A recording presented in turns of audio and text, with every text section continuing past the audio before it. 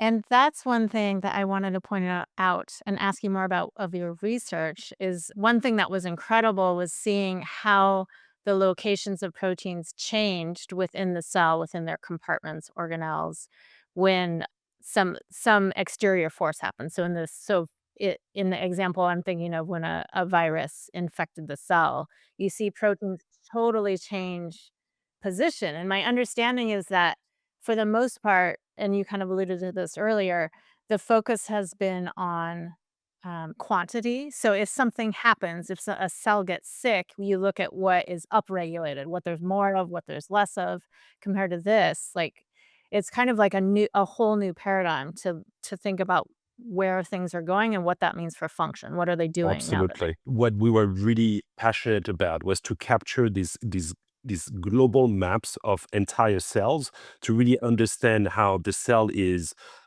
acting as an entire integrated system. And really, what we were after is trying to understand how that system gets rewired in different disease conditions. And you're absolutely right that the first disease that we looked at was infection with a virus, and a coronavirus in particular called OC43, one of the things that gives us like the seasonal cold, which is, something we're all immune to, so it's fairly safe to use in the lab. And you're absolutely right. The most direct thing that we can measure in cells in terms of changes are how proteins or gene expression goes up or down. So changes at the level of abundance. And there's a lot of examples of that, and that tells us a lot of things. But now, for the first time, with the tools that we developed, we could also see how the internal organization of the cell was getting, again, rewired, completely modified, how different proteins were essentially getting relocalized to different parts of the cell during the disease. What's fascinating there is that they gave us